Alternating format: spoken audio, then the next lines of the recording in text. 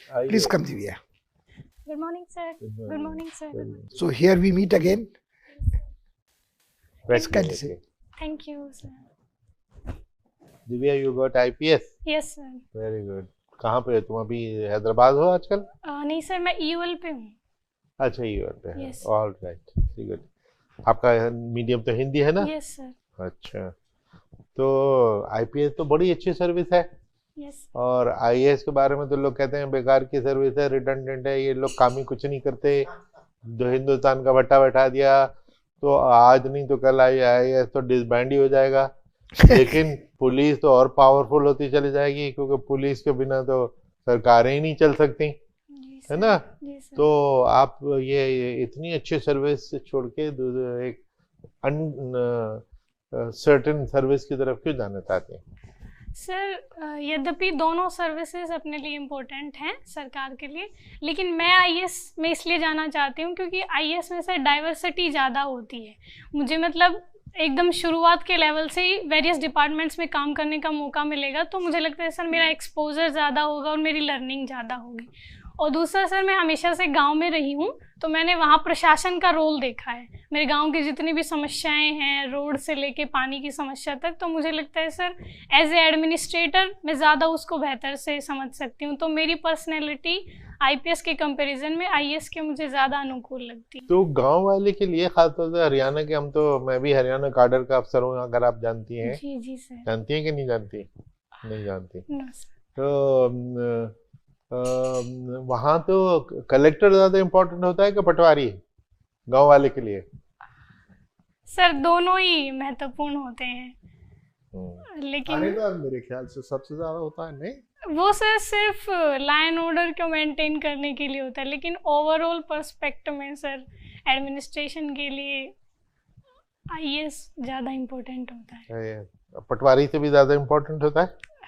Sir दोनों का अपना अपना महत्व है, बराबर का। yes, ये नहीं तो वो मिल जाए। नहीं सर, पटवारी लो लेवल पे होता है, लेकिन एडमिनिस्ट्रेशन के पास सर सारे वेरियस डिपार्टमेंट्स होते हैं। हम लोग 3 दिन के हॉलीडे पे जाना चाहते हैं कहीं हिंदुस्तान में।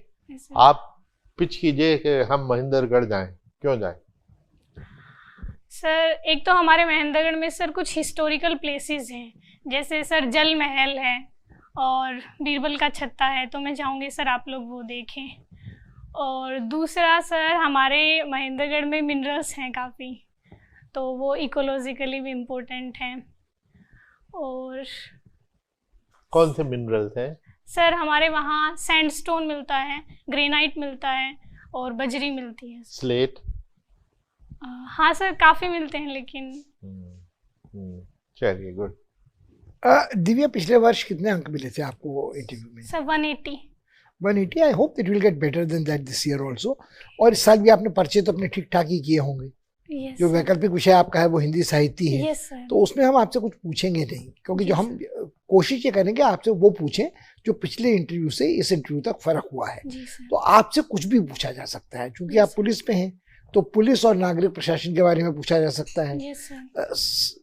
न्यायपालिका और विधायिका के बारे में जो बहस चल रही है उसके बारे में पूछा जा सकता है। देश में जो समस्याएं और हैं, महंगाई की है, या आजकल घपले घोटाले, फाइनेंशियल फ्रॉड्स का पता चल रहा है, कॉर्पोरेट इरिस्पॉन्सिबिलिटी का पता है, उस पर आपसे सवाल पूछे जा सकते हैं। महिलाओं की स्थिति पे हमेशा आपसे सवाल पूछे जा सकते हैं, वो तो जाहिर है। क्योंकि आपका माध्यम हिंदी है, तो आपसे हिंदी साहित्य की अपेक्षा हिंदी पट्टी के बारे में सारी चीज़ें पूछी जा सकती हैं। जो बीमारू राज्य हैं, वो बिहार हो, मध्य प्रदेश हो, छत्तीसगढ़ हो, उत्तर प्रदेश हो, हरियाणा हो, हिमाचल हो, जहाँ जहाँ हिंदी बोली जाती है, क्यों ये पिछड़ापन यहाँ है, तो उससे जुड़े सामाजिक समाजशास्त्रीय सवाल पूछे जा सकते हैं। जो सवाल आपको मेरे ख्याल में और भी पूछे जा सकते हैं, वो जो सरकार की विकास परियोजनाएं हैं और बजट में जो घोषणाएं हुई हैं, वो तत्कालिक। और इस बार आपका इंटरव्यू कब है? सर अभी 10 फरवरी को। हाँ, तो मेरे ख्याल में मैं ऐसा करता हूँ कि मैं पिछली बार भी आपसे इंटरेक्ट कर चुका हूँ, मैं आपको ऑनरेबल मेंबर के हवाले करता हूँ, जो आपको बजट और तत्संबंधी आपकी जानकारी और फिर जो अंतर्राष्ट्रीय घटनाक्रम है उसका भारत पर प्रभाव वो बदला सके। Okay sir. 3 सवाल पूछूंगा आपसे। आपने बजट के बारे में कल पढ़ा है कुछ? सर मैं पूरा तो नहीं पढ़ पाई हूँ, लेकिन मैंने कुछ पढ़ा है। देखिए, एक सबसे महत्वपूर्ण जो कार्य किया था सरकार ने, एस्पिरेशनल डिस्ट्रिक्ट्स का किया था। Yes sir. मालूम है आपको? Yes sir. हरियाणा में कोई है एस्पिरेशनल डिस्ट्रिक्ट? Yes sir. कितनी है? सर एक ही है, मेवात। मेवात। Yes sir. गई हैं आप मेवात? हाँ सर। कुछ चेंजेस आपको नजर आए पिछले 5-10 साल में जब से एस्पिरेशनल डिस्ट्रिक्ट? नहीं सर, मैं पहले गई हुई हूँ। अच्छा, इसी तरह सॉरी, कहाँ गई हैं मेवात में? सर एक नल्लड़ जिला है, वहाँ मेडिकल कॉलेज है, तो मैं वहाँ गई। नल्लड़ क्या है? नल्लड़ का सर एक टाउन सा है, उसमें मेडिकल कॉलेज है, तो मैं वहाँ गई। Yes sir. मैं आपसे ये जानना चाह रहा था, एस्पिरेशनल डिस्ट्रिक्ट्स का गवर्नमेंट का एक्सपेरिमेंट बहुत बढ़िया रहा। Yes sir. बजट में उन्होंने अब इसको आगे बढ़ाया है। Yes sir. किस तरह आगे बढ़ाया है? सर अब एस्पिरेशनल ब्लॉक प्रोग्राम स्टार्ट किया है। कितने? सर मुझे एग्जैक्ट फैक्ट याद नहीं है। हमारे यहाँ कितने ब्लॉक्स हैं कंट्री में, ये मालूम है आपको? डिस्ट्रिक्ट कितने हैं रफली? 100, 200, 300, 400, 500? सॉरी सर, मैं नहीं बता पाऊंगी। हमारे यहाँ 700 से 734 के करीब डिस्ट्रिक्ट हैं। Yes sir. और उसको 10 से मल्टीप्लाई कर दीजिए, करीब 7000 ब्लॉक है। Yes sir. तो कितने ब्लॉक्स में ये एस्पिरेशनल ब्लॉक्स का प्रोग्राम शुरू होगा, ये आपको नहीं? No sir. ये बहुत जरूरी है आपको जानना। Okay sir. This is in about 500 blocks okay sir. Out of 7000। ठीक है, तो अगर आपको बीडीओ का चार्ज दिया जाए, yes sir, as IAS officer BDO training पे भेजा जाता है, तो एक ब्लॉक में, अब अज्यूम करिए महेंद्रगढ़ डिस्ट्रिक्ट का ब्लॉक है एक, उसमें आप क्या काम कर सकती हैं? सर मैं सबसे पहले तो जितनी भी गवर्नमेंट की पॉलिसीज हैं उनका इम्प्लीमेंटेशन बेहतर करूँगी। मतलब जिनके लिए स्पेसिफिकली पॉलिसीज लाई गई हैं, मैं कोशिश करूँगी कि उन तक अवेयरनेस पहुँचाई जाए कि कौन कौन इसके लाभार्थी हैं तथा कैसे उसका लाभ उठा सकते हैं। अच्छा, एक एग्जाम्पल लेते हैं, PM Awas Yojana. Okay sir. PM Awas Yojana में घर बनते हैं। Yes sir. सपोज आपके ब्लॉक में 500 घर बनने हैं। Yes sir. आप उसमें किस तरह मदद करेंगे? सर उसको इम्प्लीमेंट करने में सर सबसे पहले तो जो उसके लिए लाभार्थी को पहचान करने की जिम्मेदारी होती है वो पंचायती राज इंस्टीट्यूशंस की होती है। तो मैं कोशिश करूंगी सर कि निष्पक्ष तरीके से जो जो उसके लिए योग्य हैं उनकी पहचान की जाए। उसके बाद सर मैं कोशिश करूंगी कि हम क्विक डिसीजंस लेते हुए तुरंत सर जो भी फंड होता है वो अलॉट करवाएं, मतलब सर लाभार्थियों तक। अलॉट करने से तो नहीं होगा ना, वो तो घर बना के भी देना है उनको। Yes sir. तो घर बनाने का काम कौन करेगा? सर जो ठेकेदार होते हैं जिनको टेंडर्स मिलता है। हाँ, तो मतलब 3 काम है, आइडेंटिफिकेशन, एलोकेशन प्लस दी इम्प्लीमेंटेशन। Yes sir. अच्छा, दूसरा सवाल मेरा यह है कि विमेन के लिए इस बजट में एक कार्ड बनाने की बात की गई है। Have you read about it? Sir actually budget मैंने अभी कल ही आया और मेरा आज मौका, और आपका 7 तारीख को इंटरव्यू है। Yes sir. मैं सर तो ये सबसे जरूरी सवाल है जहन में मेरे, क्योंकि विमेन के लिए पहली बार एक कार्ड बनाने की बात की गई है। 2 लाख रुपए तक का कार्ड होगा। My third question is about national digital library. Yes sir. सरकार चाहती है कि हर आदमी पढ़ने में शौकीन रहे। Yes sir. तो डिजिटल लाइब्रेरी इसलिए क्योंकि आजकल कोई किताब तो पढ़ता नहीं। Yes sir. तो ये नेशनल डिजिटल लाइब्रेरी का अगर आपको इंचार्ज बना दिया जाए, यस सर, तो आप कैसे इम्प्लीमेंट करेंगे इसको? सर मैं सबसे पहले तो कोशिश करूंगी सबको उसका एक्सेस मिले नेशनल डिजिटल लाइब्रेरी, और जितनी भी सर महत्वपूर्ण किताबें हैं मैं सर हर भाषा में उपलब्ध करवाने की कोशिश करूंगी कि सर जितनी भी महत्वपूर्ण किताबें हैं उनकी सर प्रोफाइलिंग बेहतर करते हुए हर लैंग्वेज के हिसाब से प्रोफाइल करूँ। और सर मैं तीसरा कोशिश करूँगी कि सर रूरल बैकग्राउंड है वहाँ तक सर वाईफाई नेटवर्क एक्सेस हो ताकि वो सर उसका लाभ उठा सके। वाईफाई नेटवर्क से एक्सेस मिल जाएगा या कुछ और भी चाहिए होगा? सर इंफ्रास्ट्रक्चर जो डिजिटल इलेक्ट्रॉनिक्स सामान चाहिए। नहीं, या तो आदमी के पास स्मार्टफोन होना चाहिए या आईपैड हो या कोई, तो वो कैसे मुहैया कराएंगे आप? सर मैं कोशिश करूंगी कि एक ऐसा पब्लिक स्पेस बना दे जहाँ पे लोग जब उनको जरूरत हो तो आके वहाँ पे पढ़ सकते हो। तो एक फिजिकल लाइब्रेरी की भी जरूरत हो। Yes sir. My last question is, Haryana Punjab की टक्कर में डेवलपमेंट में आगे जा रहा है या पीछे जा रहा है या बराबर पर है? क्या, what is the situation? Sir Punjab के बराबर में हरियाणा डेवलपमेंट में आगे है, क्योंकि हमारी सर जो जीडीपी पर कैपिटा इनकम है वो सर पंजाब से ज़्यादा है। इसका सर एक कारण तो ये है कि पंजाब में सर लॉ एंड ऑर्डर की समस्या रही है, जबकि हरियाणा जब से 1966 में बना है उसके बाद से लॉ एंड ऑर्डर की उतनी प्रॉब्लम नहीं रही है। पर हरियाणा तो सारा गुड़गांव में शिफ्ट हो गया। आपका जो कमिश्नर है गुड़गांव का, he is more powerful than any secretary in Chandigarh, is it not? Yes sir. है कि नहीं? Yes sir. तो अगर गुड़गांव में ही आपका जीडीपी, आपके ख्याल से गुड़गांव का जीडीपी कितना कंट्रीब्यूट करता होगा हरियाणा की जीडीपी को? सर एग्जैक्ट तो मुझे नहीं पता है, लेकिन क्योंकि गुड़गांव आईटी हब है इसलिए सर उसका जीडीपी में काफ़ी योगदान है, क्योंकि सर हमारी हरियाणा की कुल जीडीपी में सर्विस सेक्टर का लगभग 50% योगदान है। कितना है जीडीपी हरियाणा का, कुछ आइडिया है? 7 lakh crore. 7 lakh crore. Yes sir. Okay okay. Divya, बधाई हो, आप पहले से ही एक सफल अभ्यर्थी हैं। Thank you sir. अभी हाल ही में 2 दिनों की डीजीपी की कॉन्फ्रेंस हुई थी, डायरेक्टर जनरल से पुलिस की। Yes sir. प्रधानमंत्री ने उसे काफ़ी समय दिया और उस पर उन्होंने अपनी बातें वहाँ रखी। प्रधानमंत्री ने किन किन बिंदुओं को छुआ?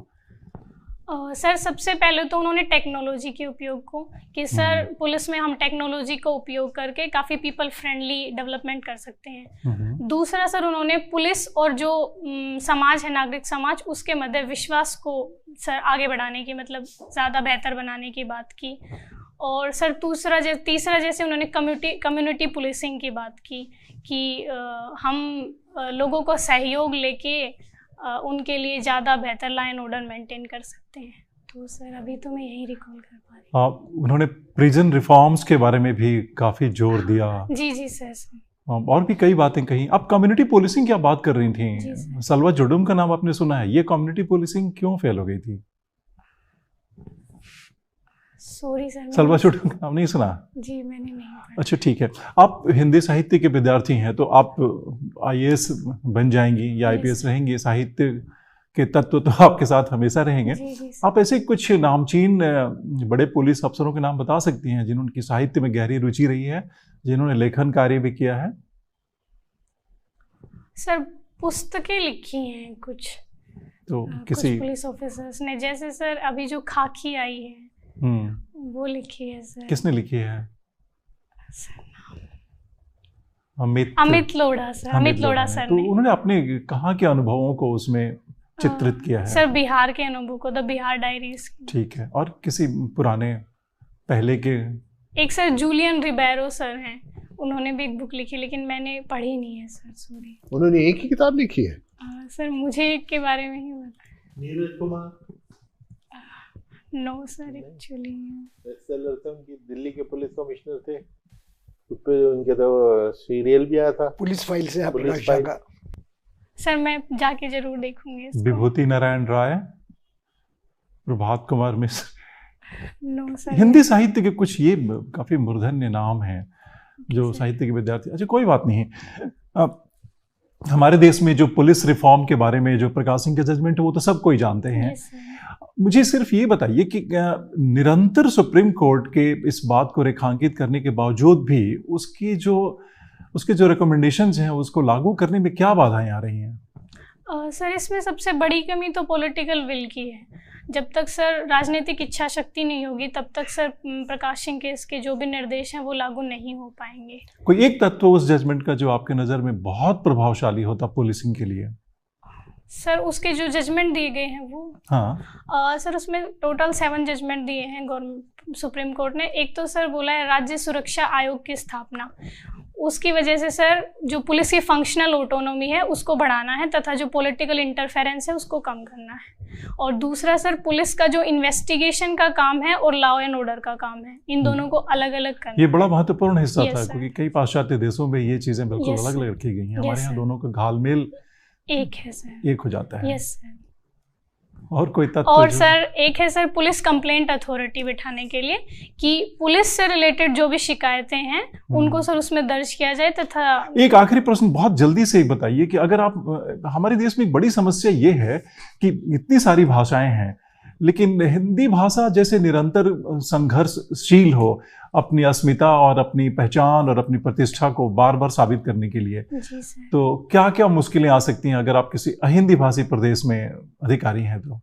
सर मुझे दक्षिण भारत में, हाँ, इंडिविजुअली सर, सर इसके लिए मुझे सीखनी पड़ेगी वहाँ की लैंग्वेज। नहीं, भाषा तो सीखनी पड़ेगी, लेकिन sir। कहीं किसी विशेष और विशेष किस्म का कोई विरोध या रेजिस्टेंस आपको महसूस करना पड़ेगा?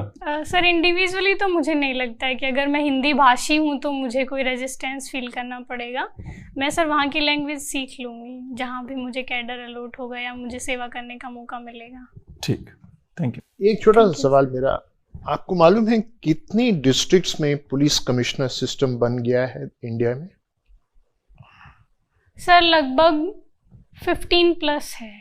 15 और 50? 50 सर, 50। Yes sir. तो आपको क्या लगता है 700 डिस्ट्रिक्ट्स हैं, यस सर। इन सब में कमिश्नर सिस्टम लग जाना चाहिए? आप आज आईपीएस ऑफिसर हैं इसलिए पूछ रहा हूँ, यस सर। कल आप आईएएस बन जाएंगी तो आपका सवाल आपका आंसर चेंज तो नहीं हो जाएगा? No sir. बताएं। सर मुझे ऐसा लगता है कि कमिश्नरेट सिस्टम लागू करने के लिए गवर्नमेंट ने रखा है कि एक जनसंख्या से ऊपर अगर वहाँ पे जनसंख्या है, इस वजह से, क्योंकि सर कमिश्नरेट सिस्टम में डिसीजन मेकिंग थोड़ा क्विक होता है, क्योंकि सारी जो पावर्स होती हैं वो पुलिस डिपार्टमेंट के पास होती हैं। एसपी को डायरेक्ट सिर्फ आईजी को और स्टेट गवर्नमेंट को रिपोर्ट करना होता है। तो मुझे ऐसा लगता है सर क्विक डिसीजन मेकिंग के लिए जिन शहरों में जनसंख्या ज़्यादा है वहाँ हम लागू कर सकते हैं, लेकिन और डिस्ट्रिक्ट्स में मुझे लगता है सर जो प्रशासन है और पुलिस है उसके बीच में जो कोऑर्डिनेशन है वो बेहतर कार्य करता है। तो सब डिस्ट्रिक्ट्स में तो मैं नहीं बोलूँगी सर कि कमिश्नरेट सिस्टम लगा दिया जाए, लेकिन जो हमारे महत्वपूर्ण डिस्ट्रिक्ट्स हैं जिनकी जनसंख्या ज़्यादा है वहाँ हम सर लागू कर सकते हैं। अब जैसे आप महाराष्ट्र लीजिए, पूना और बॉम्बे के अलावा, पूना, बॉम्बे और थाने के अलावा और कहीं नहीं। जी सर। और सबसे ज़्यादा बहुत सारे डिस्ट्रिक्ट्स हैं वहाँ, करीब 70 के ऊपर डिस्ट्रिक्ट्स हैं। जी सर। तो वहाँ क्यों नहीं लागू होता? सर इसके लिए जनसंख्या एक क्राइटेरिया है कि अगर 10 लाख से अधिक जनसंख्या है तभी कमिश्नरेट सिस्टम लागू हो। नहीं, इफेक्टिव कहाँ कहाँ हुआ है? जहां भी लगाया सब जगह इफेक्टिव हो गया कमिश्नर सिस्टम? सर थोड़ा इसके बारे में स्टडी कीजिए, ओके सर। बिकॉज ये सवाल पूछा जाएगा आपसे। जी जी सर। कब है इंटरव्यू, कब है दिव्या? सर मेरा अभी 10 फरवरी को ही है। हाँ, तो समय तो बहुत है नहीं और उसकी तुमको शायद ज़रूरत भी नहीं होनी चाहिए। तो जो स्थायी सलाह है कि अखबार निरंतर पढ़ो, मगर जो आपने कहा माननीय सदस्य ने, पुलिस से संबंधित, पुलिस सुधार से संबंधित, बजट से, ये कहना कि बजट तो कल ही आया है, ये नहीं, वो इसलिए नहीं कि तुम्हारा इंटरव्यू मतलब हफ्ते भर में होना है, तो वो तो कवर अप करना पड़ेगा। और खासकर जो महिलाओं के बारे में प्रावधान है और बहुत जरूरी है, हाँ वो बहुत जरूरी है। Okay sir. तुम्हें कुछ पूछना है? No sir. गुड। आपके 180 मार्क्स तो पिछली बार ही आए थे, इतने अच्छे, आप तो इंटरव्यू की एक्सपर्ट हैं। अगर आप इधर बैठी हो, वो कोई नया कैंडिडेट सामने हो, उसको और उसका 1 हफ्ता हो इंटरव्यू के लिए, तो आप उसको क्या एडवाइस देंगे? कि सर जितना भी तुमने पढ़ा है ज़्यादा पढ़ने की ज़रूरत नहीं है, बस उसी को रिवाइज करो और वहाँ कॉन्फिडेंस रखना है। अगर लास्ट टाइम भी सर ये हुआ, अगर मुझे मगर ये बजट पे लागू नहीं होता, बजट आपने नहीं पढ़ा। हाँ नहीं सर, ये जो इम्पोर्टेंट चीज़ें हैं तो मैं पढ़ूँ। लास्ट टाइम भी सर जो मुझे नहीं आया मैंने ऑनेस्टली बोला सॉरी मैम, तो उन्होंने उसको ज़्यादा, लेकिन जो मुझे आया वो मैंने अच्छे से रिप्रेजेंट कर दिया। बस जो आपने एडवाइस हमको दिया ना, वही एडवाइस आपके लिए। कॉन्फिडेंस बोल्स्टर कीजिए। और ऑलरेडी जीरो इन कर दिया कि एक तो IPS related question, IPS mean कि law and order, you know, law and order situation, paramilitary forces वगैरह वगैरह, इस रिलेटेड आप पिछली बार भी मैंने आपको एडवाइस किया होगा कि डेप्थ एक्सपर्टीज ना, इसमें से 100 क्वेश्चन निकाल लेते तुमने 100 क्वेश्चन में से, ठीक है। अब आप पुलिस पे, पुलिस रिलेटेड 20, 30, 50 क्वेश्चन शाम तक बैठ के बना लीजिए सर। ड्रेस ठीक है मतलब? बिल्कुल ठीक है, everything is perfect, you just need to bolster your confidence. Smiling face है, बड़ी चार्मिंग डिस्पोजिशन है, बहुत अच्छी चीज है यार। You are relax, you are almost enjoying the interview, which is good. Okay sir, thank you. Thank you.